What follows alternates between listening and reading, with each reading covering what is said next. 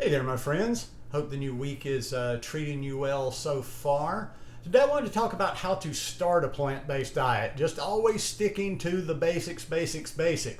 But don't necessarily click away if you are already following a plant-based diet because, sometimes there's no shame in if something's not working out exactly right for you, taking a step back, regrouping and kind of starting again, or just kind of always evolving, always chipping away at it. That's how I've kind of done this thing over the last 11 years. I think each year I have kind of like picked something up and gone forward with it because I'm always trying to learn, I'm always trying to educate myself, and I have an open mind. I don't have a closed mind like this is a religion and this is how I do it. So as always, these are basically, I just do the same videos over and over because so many people do not stick to the basics, and that's where I feel like they fall short on a plant-based diet.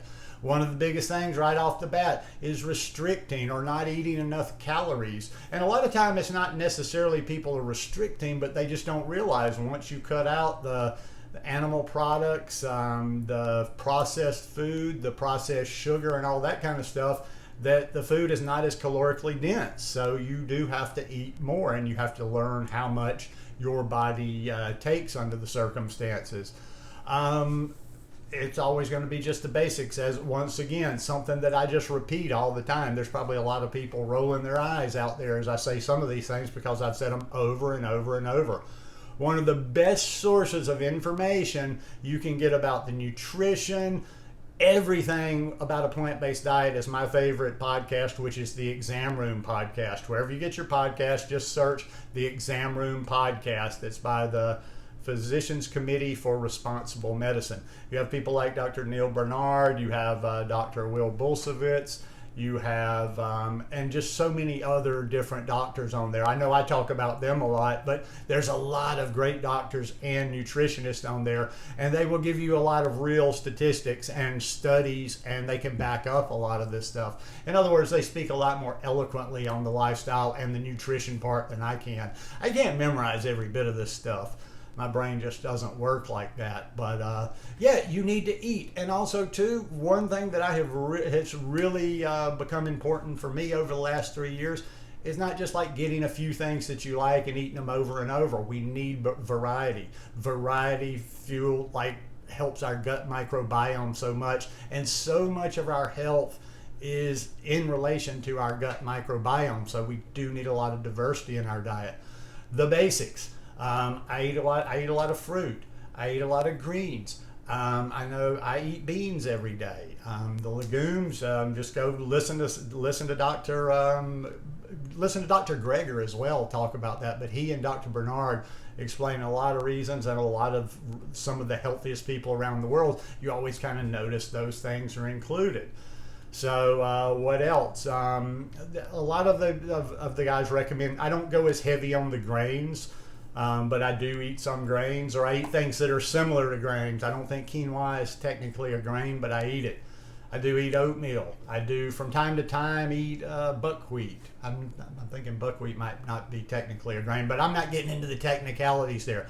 The bottom line is you need to walk before you can run. So instead of trying to each little, I don't know about this, well, what about this, what about that?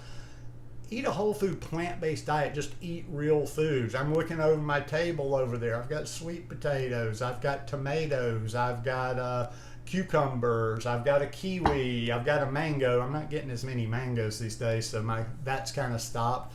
I got bananas. I got beans. I've got dried beans. I've got dried organic beans that I buy in bulk.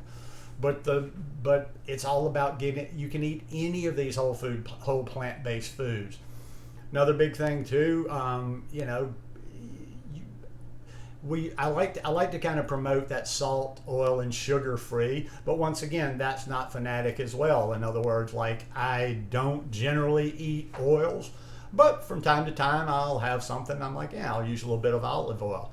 The sodium, that is something using salt, putting in, but that's something else that's just such a big problem in the world in general and what people are eating. A lot of times when I go to the grocery store now, because I like to walk around a lot in the grocery store, get some steps in while I'm at the grocery store, I'll just stop and look at things that I don't eat. And I'll also stop and check out plant-based products, processed plant-based products. And you know what the number one culprit is in almost all of those? Sodium. Soups. You know, you think like, well, soups, this is just plants. There's nothing wrong with this. You know, it's plant-based, and yes, it is. But if you look at soups, sodium. So there's so many things in this processed food. So that's why I'm always just saying, stay away from the processed food as much as possible.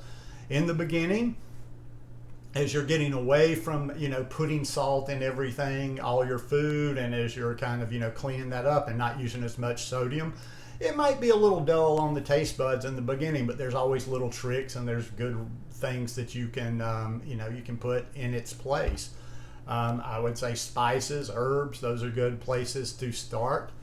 As far as fat goes, don't go crazy on the fat. Sometimes people get so into, especially if you're like the raw part of it, sometimes people get so into the raw, you know, they want to stay raw above everything else. But even people that aren't even trying to do raw, I find like in the beginning a lot of times eat way too much fat.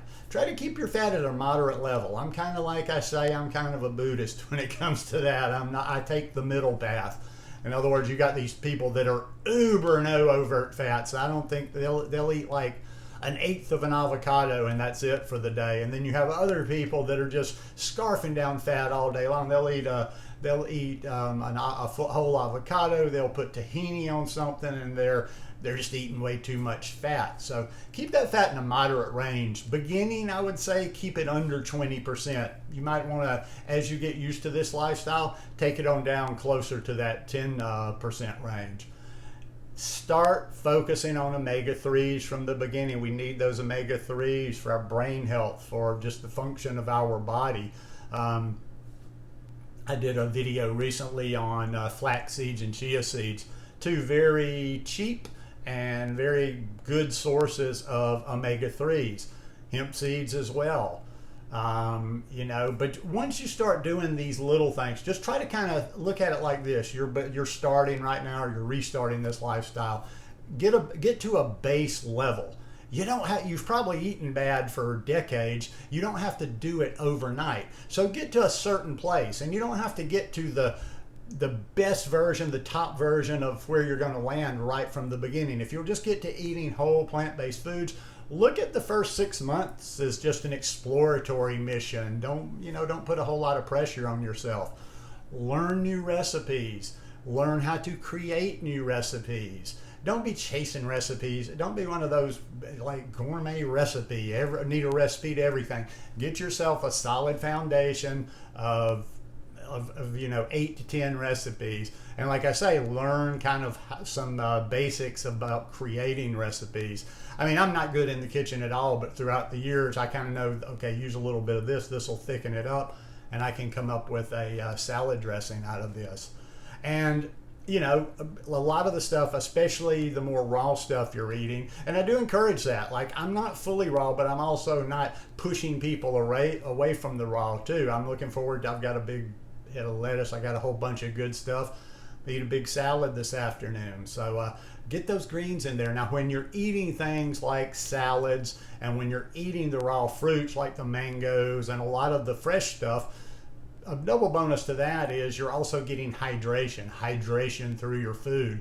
But on top of that, you do want to be focused on staying hydrated. It's just kind of a coincidence, but I really only started focusing on hydration since I came to eating a plant-based diet, and now I focus on that all the time, because a lot of times you're just kind of like, you're really just thirsty, or you're not properly hydrated, and that manifests itself as like, okay, I'm hungry, or I need to go eat something. So be sure and keep yourself plenty hydrated throughout the day, and just start, get going, and don't beat yourself up every time you make a mistake, and don't try to be perfect. What's that saying? I can't think of it. Perfection is the enemy of something, of even trying to do it. Because a lot of times people are so focused on perfection that they won't even do anything until they get to that version of perfection. So anyway, just stick to the basics and listen to some of those names. Listen to talks from some of those people I'm talking about. Dr. Michael Greger, he's got his own website, nutritional facts, or nutritionfacts.org, and he has a bunch of really short content. He's got these little videos that are maybe 2 to 3 minutes. So anyhow, hope you guys enjoyed this today. Hope you found some of it beneficial. If you like it, please give me a thumbs up and follow the channel and come back and see me here real soon. Peace.